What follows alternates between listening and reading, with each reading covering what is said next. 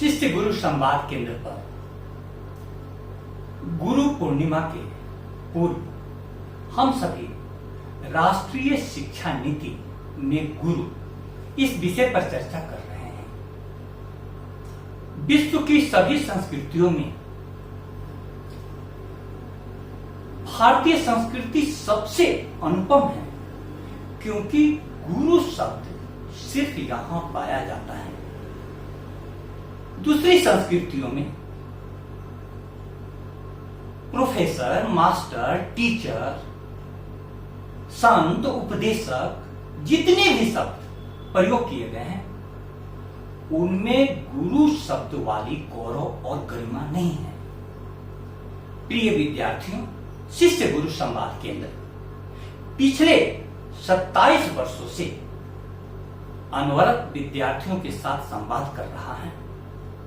इस केंद्र का नाम विद्यार्थियों ने शिष्य गुरु संवाद केंद्र रखा। यह विद्यार्थियों ने रखा। इसके पीछे मूल कारण यह है कि उच्च शिक्षा में आने के बाद सारे विद्यार्थी क्लास में नियमित आते थे उस समय, और उसके बाद अपनी जिज्ञासा के समाधान के लिए रविवार को भी सुबह में 6 बजे यहां आ जाते थे। 9 बजे तक लंबी चर्चा चलती थी। बहुत दिनों के बाद इस केंद्र का नाम उन लोगों ने शिष्य गुरु संवाद केंद्र रखा। अब गुरु हमारी संस्कृति में कितना महिमावान है, इसको समझने के लिए मैं आपके समक्ष एक कविता प्रस्तुत कर रहा हूं। कविता को ध्यान से सुनिए और आप समझ जाएंगे इसके आलोक में कि गुरु की गौरव और गरिमा भारतीय संस्कृति में क्या रही है। भारत की पावन वसुधा पर गुरुपद पूजित और महान, वेदों में भी किया गया इस पावन पद का बड़ा बखान। वेद में आया है यह, देवों से भी पहले जिसका नाम उचारा जाता है, जो सच्चा पथ दर्शन देकर मंजिल तक पहुंचाता है। देवता से भी बड़ा गुरु का स्थान है। आपने सुना होगा कबीर दास की प्रसिद्ध पंक्ति, गुरु गोविंद दोनों खड़े काके लागू पांव, बलिहारी गुरु तोहरे गोविंद दियो बताए। अब यह गुरु देवताओं से भी बढ़कर है। भारत की पावन वसुधा पर गुरुपद पूजित और महान, वेदों में भी किया गया इस पावन पद का बड़ा बखान।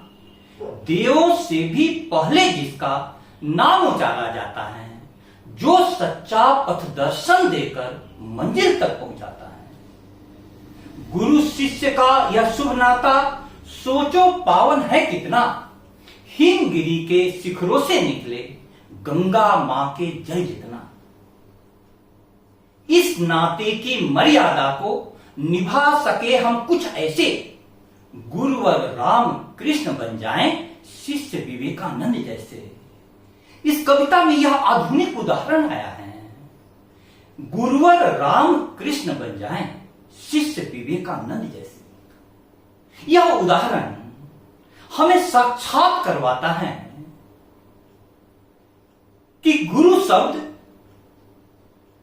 यदि अवतरित हो तो कैसा होगा। आपको मालूम होगा नरेंद्र नाथ दत्त विश्वविद्यालय के टॉपर थे। इतना पढ़ा लिखा, इतना तार्किक क्षमता वाला व्यक्तित्व कम पढ़े लिखे रामकृष्ण परमहंस के संपर्क में आते हैं और वे रामकृष्ण परमहंस को अपना गुरु बना देते हैं। गुरु शिष्य का यह शुभ नाता सोचो पावन है कितना, हिमगिरी के शिखरों से निकले गंगा मां के जल जितना। इस नाते की मर्यादा को निभा सके हम कुछ ऐसे, गुरुवर राम कृष्ण बन जाएं शिष्य विवेकानंद जैसे।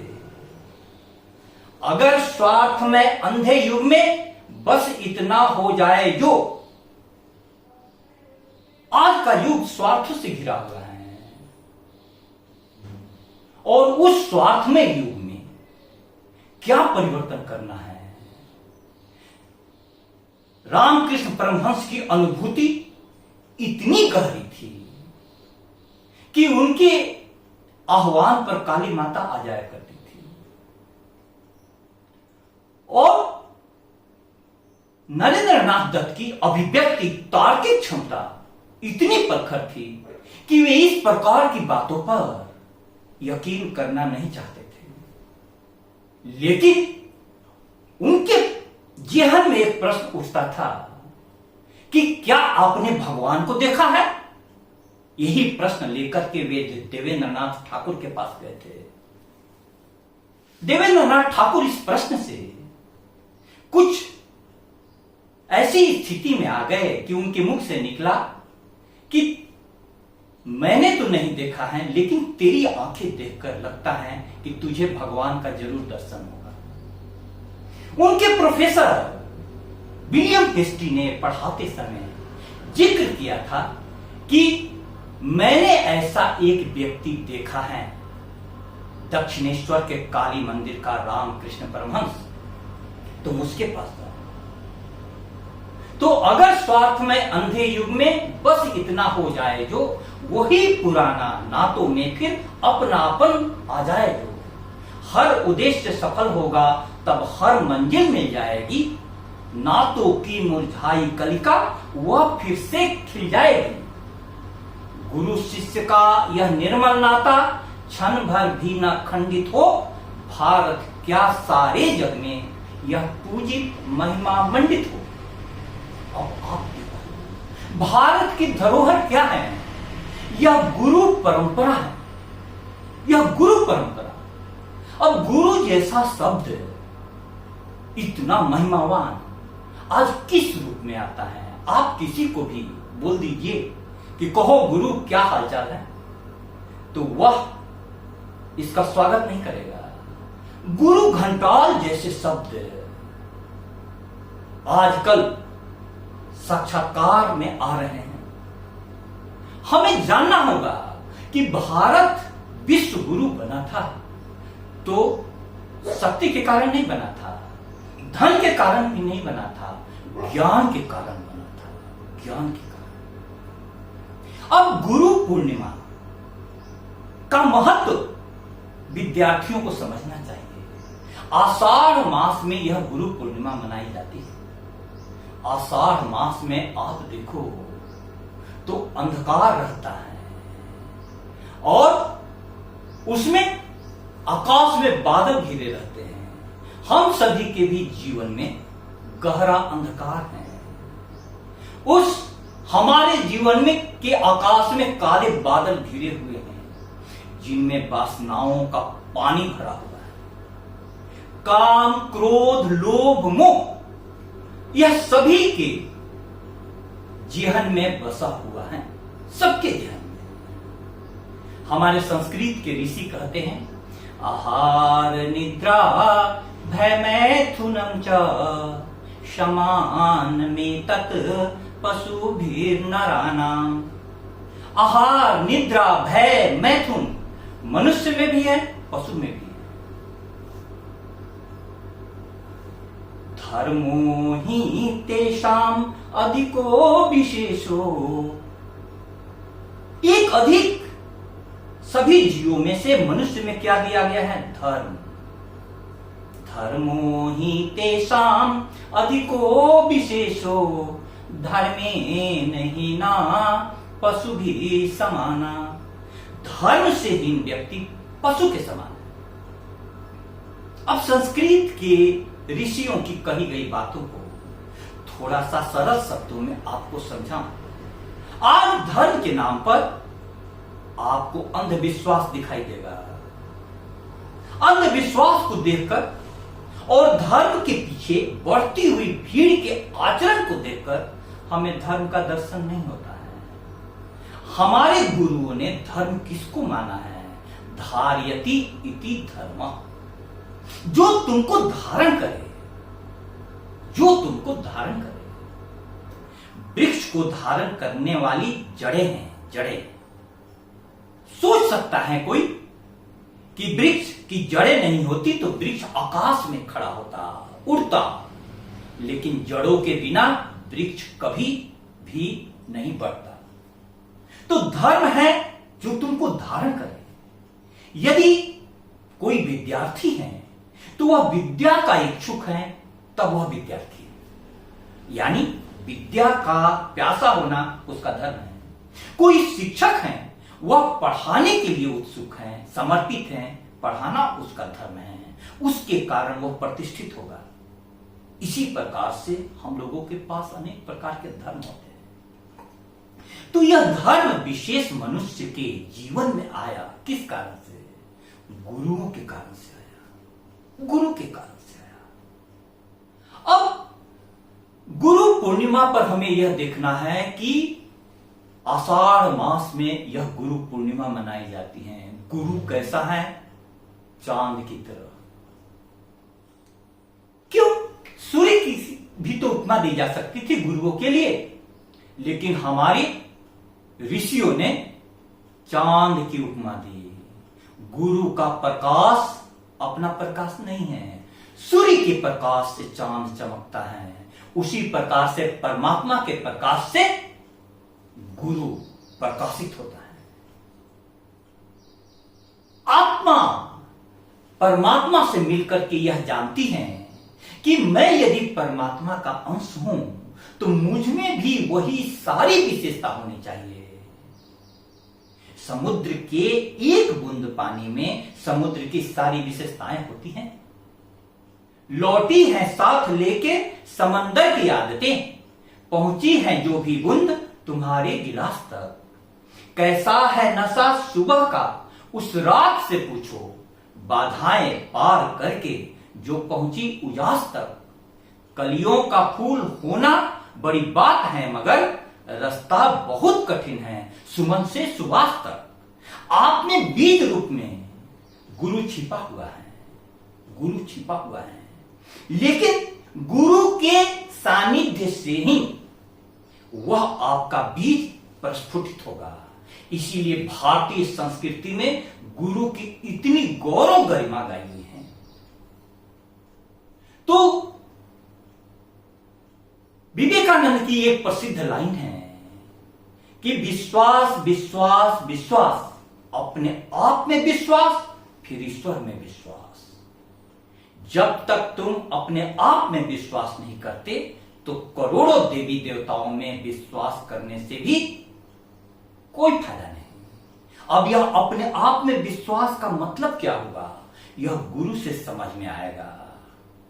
हमारी संस्कृति में छात्र को गुरुकुल के आश्रम में भेजा जाता था और वहां पर वह गुरु के सानिध्य में दिन रात रहता था। गुरु को वह उठते देखता था, बैठते देखता था, सोते देखता था, जगते देखता था, उपदेश देते देखता था। गुरु जितना शब्दों से उसे नहीं बताता था, उससे ज्यादा वह जीवन से गुरु के सीखता था। तो गुरु पूर्णिमा आषाढ़ मास में इसलिए मनाई जाती है कि हमारा शिष्य अंधकार से घिरा हुआ है, वासना के काले बादल उसके जीवन के आकाश में मंडरा रहे हैं और उसमें पूर्णिमा के दिन का चांद के समान गुरु हैं जो शीतलता के साथ अपनी रोशनी से उस शिष्य को बहुत ऊंचाई पर पहुंचा देता है। इसीलिए शिष्य इतना भाव से भर जाता है कि गुरु के लिए वह सर्वस्व समर्पण करने को तैयार रहता है। अब यह सर्वस्व समर्पण श्रद्धा के बिना संभव नहीं है। अब आज के हालात से हम थोड़ा तुलना करें। हमारे चर्चा का विषय है राष्ट्रीय शिक्षा नीति में गुरु। अब राष्ट्रीय शिक्षा नीति के तहत हमारे विश्वविद्यालय और महाविद्यालयों में कई परिवर्तन किए गए हैं। सबसे बड़ा जो परिवर्तन किया गया है कि सेमेस्टर शिक्षा प्रणाली शुरू कर दी गई है।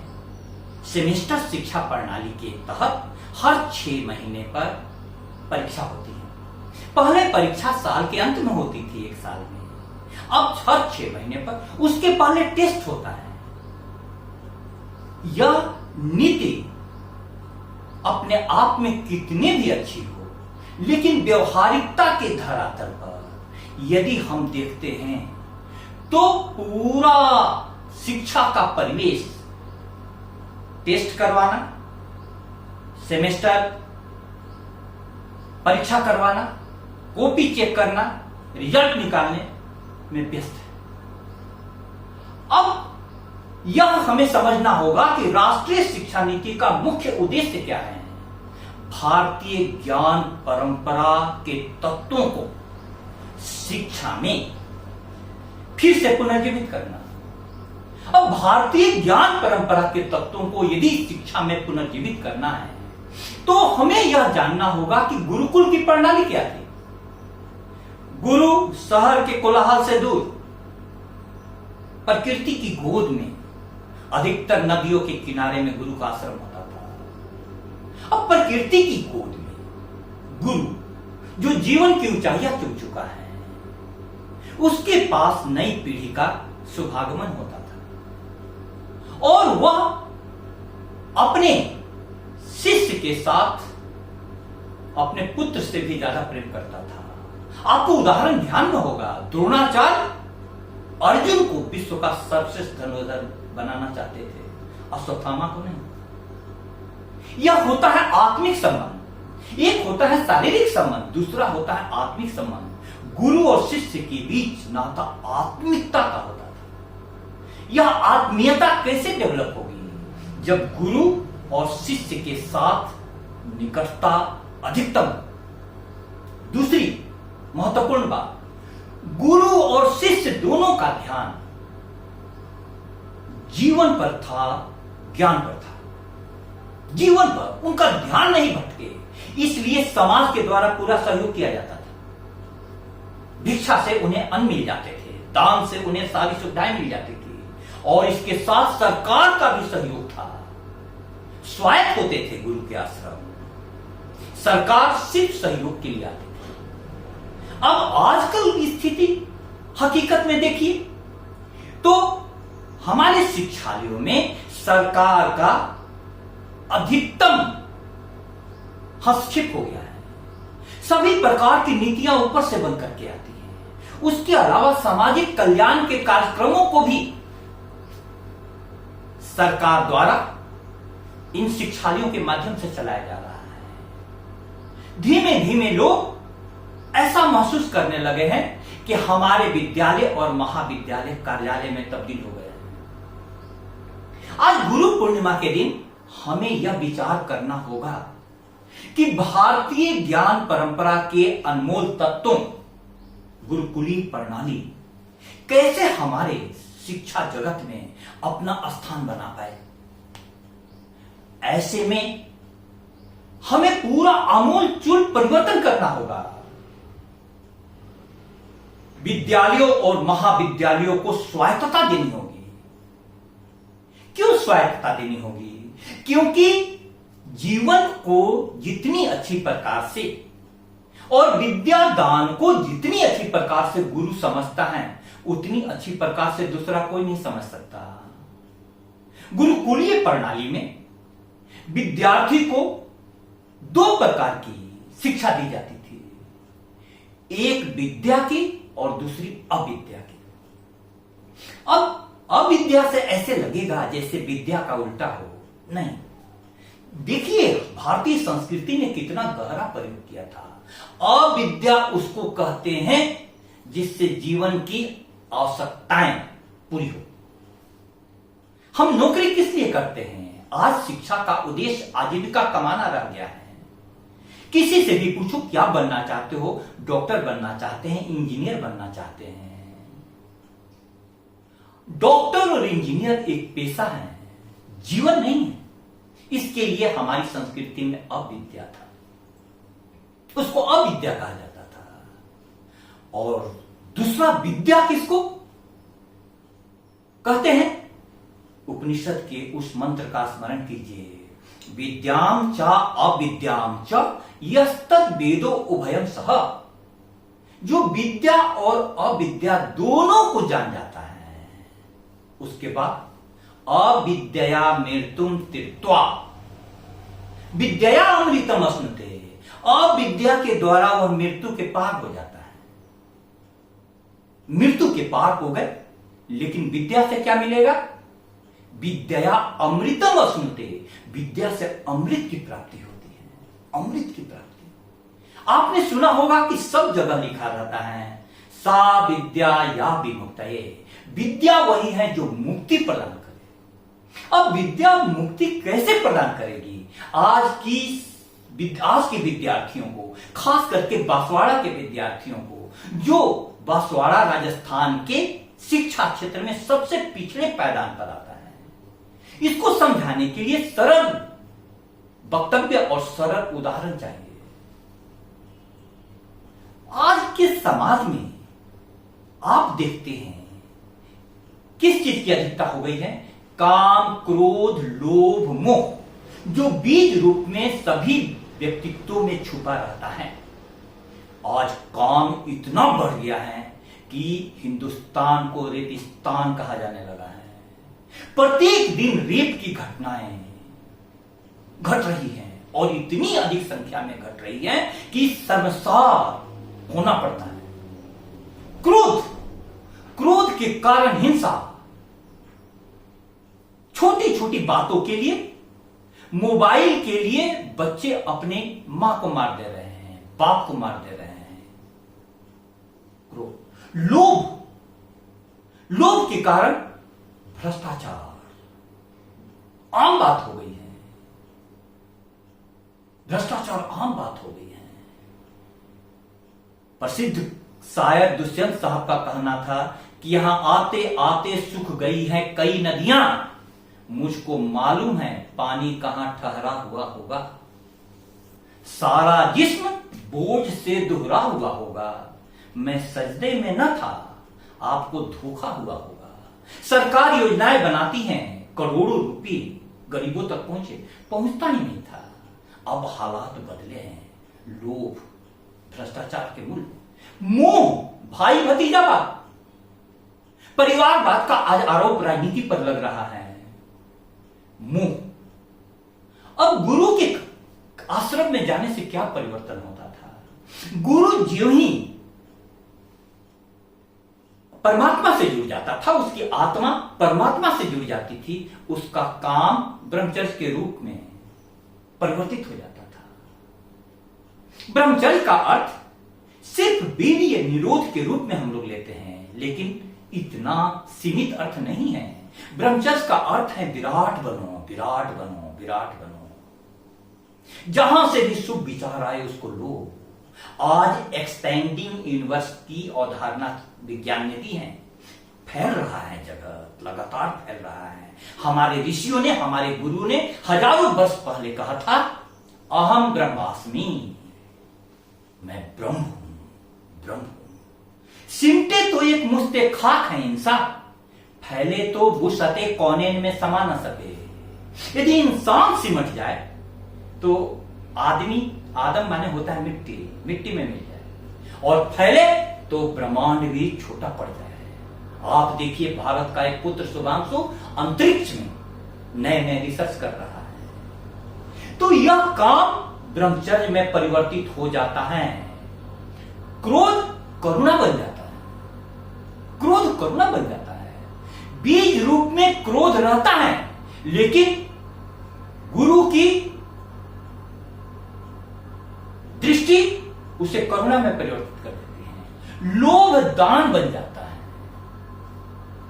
अब्दुल कलाम साहब कहते थे, शिक्षा का मुख्य काम क्या है?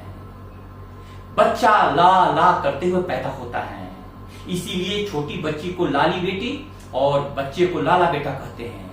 शिक्षा के बाद वह बेटा दादा बन जाता है, बेटी दादी बन जाती है। दो दो दो। क्यों? सरस्वती के दरबार की एक अचरज है बात, जित खर्चे तित बढ़े, बिन खर्चे घटी जात। तो लोभ दान में परिवर्तित हो जाता है और मोह त्याग में परिवर्तित हो जाता है। क्यों त्याग में परिवर्तित हो जाता है? गुरु को यह पता चल जाता है कि जीवन में एक सीमित समय के लिए मिला है और इस सीमित समय के बाद इस जगत को छोड़ करके जाना है। जब इस जगत को छोड़ करके जाना है तो कुछ ऐसा ले जाओ जो लोक के पार अलौकिक हो। अलौकिक इतना तन्हाई का एहसास दिलाती है मुझे, याद तेरी भरी महफिल से उठाती है मुझे। गुरु का जीवन देखो, हमेशा परमात्मा से जुड़ा हुआ था तो इतना तन्हाई का एहसास दिलाती है मुझे, याद तेरी भरी महफिल से उठाती है मुझे। सिमत मालूम जो हो जाए तो उठ जाए कदम, एक आवाज सब रोज बुलाती है मुझे। गुरु हमेशा जुड़ा रहता था परमात्मा से, उसका जीवन त्याग। अब आज की समस्या को गौर से देखें। आज की समस्या यही है, काम क्रोध लोभ मोह की जनी समस्या। और गुरु के आश्रम में वहां जाकर के विद्यार्थियों को ब्रह्मचर्य, करुणा, दान और त्याग इस जीवन में मिल जाता था। अब सोचना हमें है, क्योंकि ऐसे साक्षात व्यक्ति चाहिए। आज के जमाने में जो पढ़े लिखे हैं और जो नहीं पढ़े लिखे, उन दोनों में क्या अंतर है? काम क्रोध लोभ मोह के लेवल पर कोई अंतर नहीं है, बल्कि यह कहा जा रहा है कि पढ़े लिखे लोग बहुत चतुराई से भ्रष्टाचार कर रहे हैं। इसको हमारे गुरुओं ने समझा था, इसीलिए वे शिष्य को अंत में उपदेश देते थे। उस उपदेश में कई प्रकार की बातें होती थी। स्वाध्यायान मां परमदः, स्वाध्याय से कभी भी आलस्य मत करना। स्वाध्याय किस चीज का? जो चीज सिखाया गया है। क्या सिखाया जाता था? मातृवत परदारेषु परद्रव्येषु लोष्ठवत् आत्मवत सर्वभूतेषु यह पश्यति सब पंडित। दूसरे की स्त्री को माता के समान समझो, दूसरे के धन को मिट्टी के ढेले के समान, और दूसरे व्यक्ति को अपने समान समझो। आत्मवत सर्वभूतेषु यह पश्यति सब पंडित, उसको पंडित कहा गया था। हमारी संस्कृति इस प्रकार की थी। इसलिए आज गुरु पूर्णिमा के शुभ अवसर पर हम सभी सोचें कि राष्ट्रीय शिक्षा नीति को सही में अपने उद्देश्यों को प्राप्त करना है।